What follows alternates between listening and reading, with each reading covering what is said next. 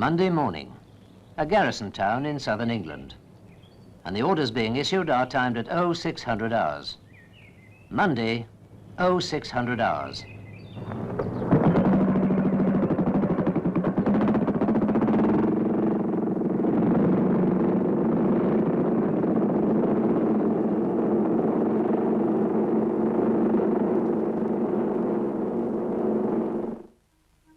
Within a few hours, 2,000 soldiers of Britain's Strategic Reserve know that they're heading for another exercise. For the routine of drawing battle stores is a familiar one to these men, and the order to strip vehicles means that this is going to be a quick move.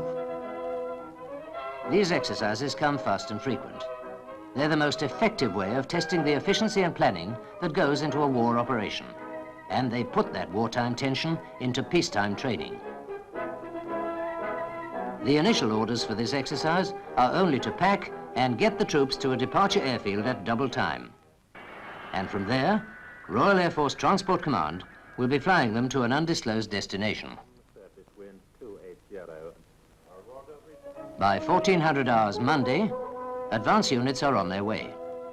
A whole brigade is going to be involved with about a dozen sub-units. So the prepared movement plan makes sure that arrivals at the airfields interlock. The unit of 2,000 men being put through this quick move is 16 Parachute Brigade Group, one of the highly trained formations in the Strategic Reserve, the fire brigade force that is constantly in the headlines. The modern world is still a very restless place. Almost overnight, trouble can flare up, and Britain might be asked to help. That is why this force is mobile. So many are our overseas bonds that to have a British garrison within marching distance of any likely trouble spot is impossible. But the very existence of a powerful strategic reserve, as fast as the speed of a jet aircraft, and which can hit hard and decisively, is a sobering influence upon potential troublemakers.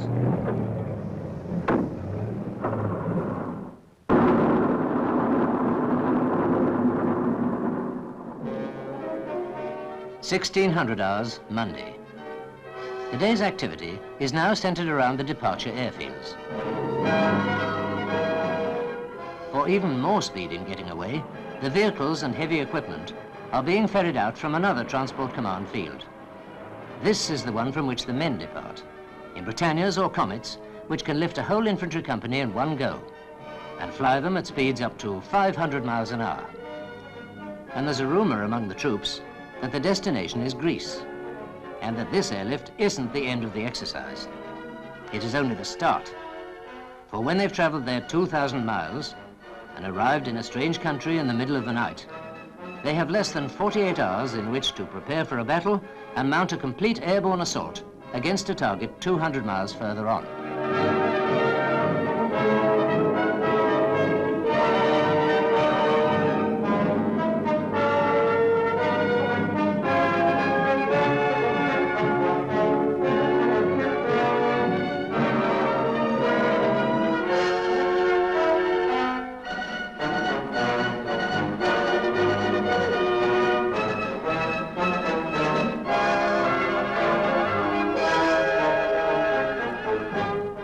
(1830 hours), still Monday.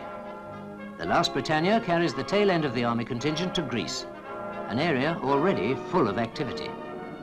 A task force of the Royal Navy, with the aircraft carriers Hermes and Centaur, has been ordered to the Aegean Sea to bring its jet fighters and strike aircraft within range of the operational zone. Inter-services cooperation on exercises such as this is important. Each arm has its role.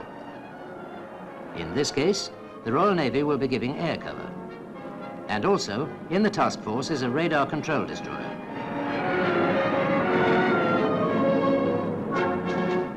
And on airfields close by, pilots of the Royal Air Force are mustering with their Hunter jets. Meanwhile, to the north, lightly disguised British troops prepare to play the role of the enemy and to provide a fighting opposition. Wednesday, 1000 hours. During Tuesday, a battle plan was prepared, and the sub-unit commanders now receive their orders in the field. Simultaneously, work is already in hand at the mounting airfield. This is to be an airborne assault, which means that every piece of equipment, from an armored car to a can of corned beef, is going in by parachute. It'll have to drop 1,000 feet and arrive on the ground in serviceable condition. The paratroops do their own rigging, and every chain, every strainer is checked. They best know what may depend upon this. While the vehicles are being rigged, about 20 men of the Pathfinder force get ready for a dusk jump. These men will go in tonight to lay the markers for the main force, which jumps at dawn tomorrow. The 200 miles to the dropping zone will take about an hour, over mountains and tracks that would take a non-airborne unit possibly days to cover. Net confirms that the weather is set fair, and at 17:30 hours, a single Argosy takes off to carry the Pathfinders behind enemy lines. The heavy Beverley aircraft taxi forward to pick up their loads as the work of rigging is completed.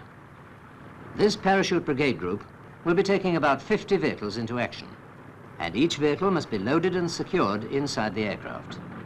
Secure enough not to move during the flight, yet so finely fixed that it can be released cleanly over the dropping zone by a pull on a remote handle.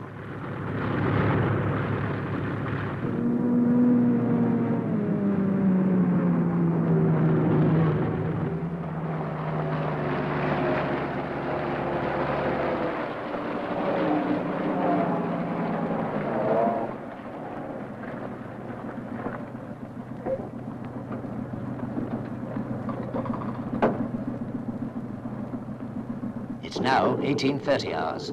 The Pathfinders must be almost there.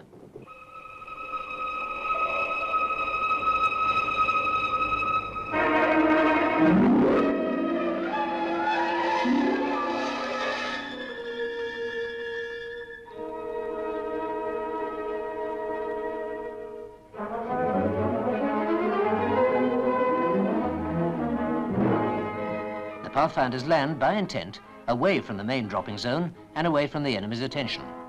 They carry no radio, and they avoid any form of contact with the enemy. Their job is to move unobserved to the main dropping zone and wait there until morning to guide the main force in. A para-attack is, by essence, a surprise attack.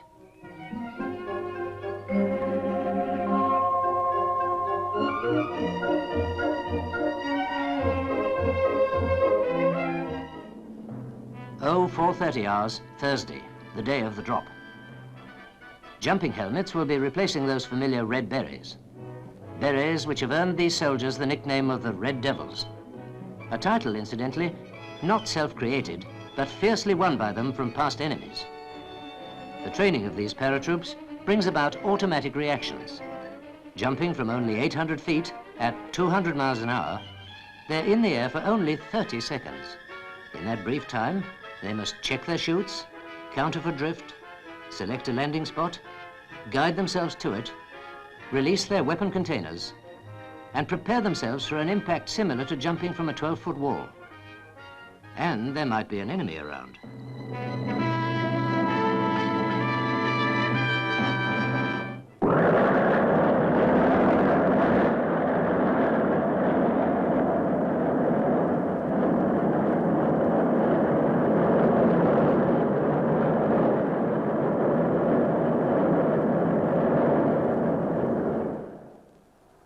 Oh, 5:30 hours, Thursday.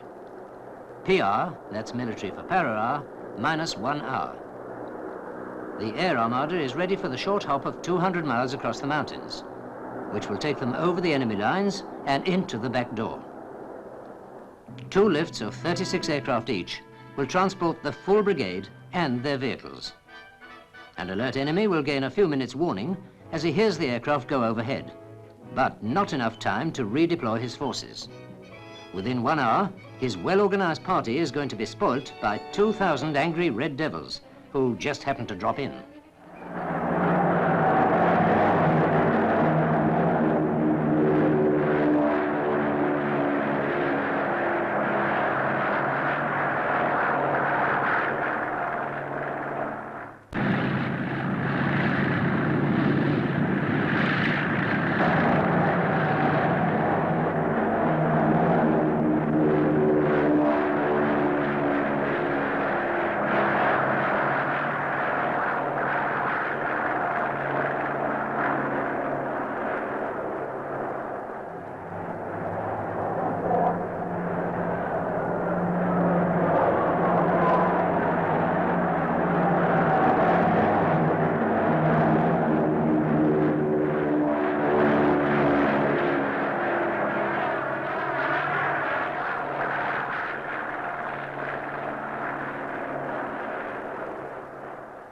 And to upset any enemy planes which may intercept the transports, fighters from the Royal Navy Task Force will be escorting them all the way.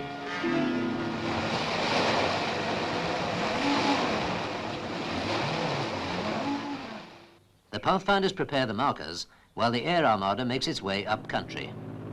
This is the time when everyone is waiting. The air crew for the sight of the markers.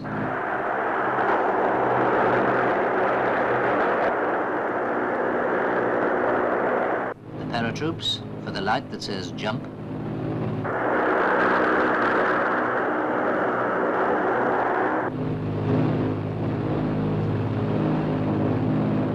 And the pathfinders for the first sound of the aircraft.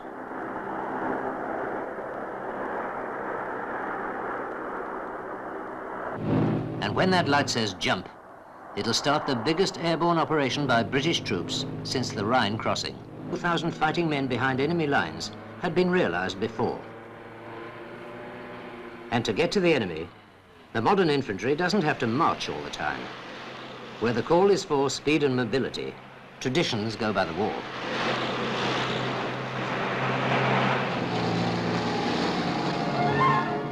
Para-hour plus 1 hour.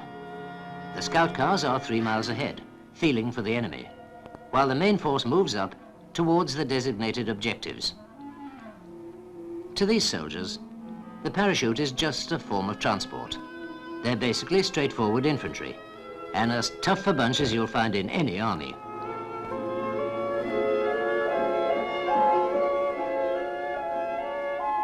And the scout cars spot the target. They signal back and skirt around. They keep ahead of the battle, not in it.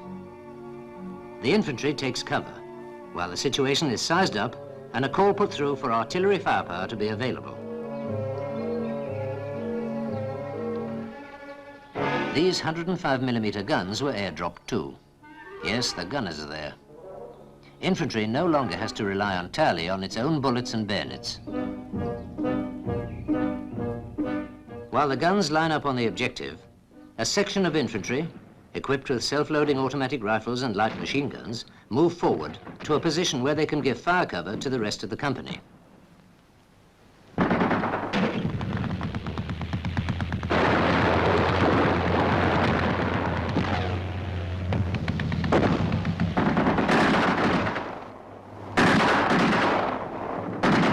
And by a radio call on the move, even more help can be summoned from 200 miles away, where Royal Air Force Hunter jets are on call to soften up the enemy.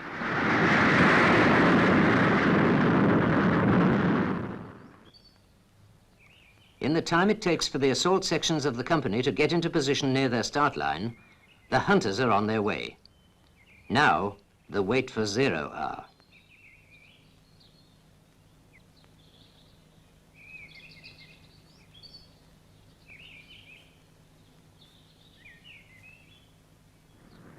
And here come the Hunters.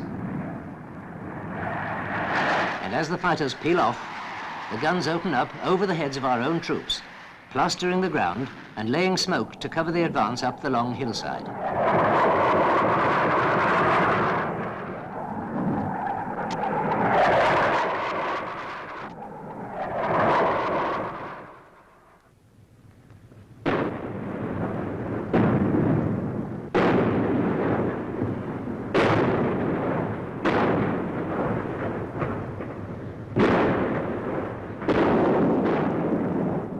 You see here just one company.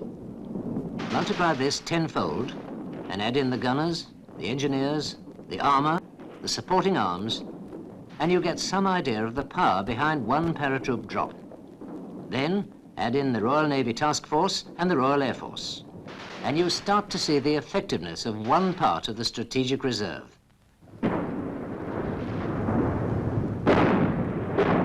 At 0900 hours Monday, these troops were in barracks.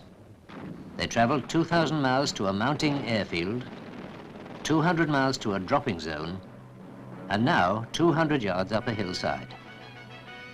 It is now 0900 hours Thursday.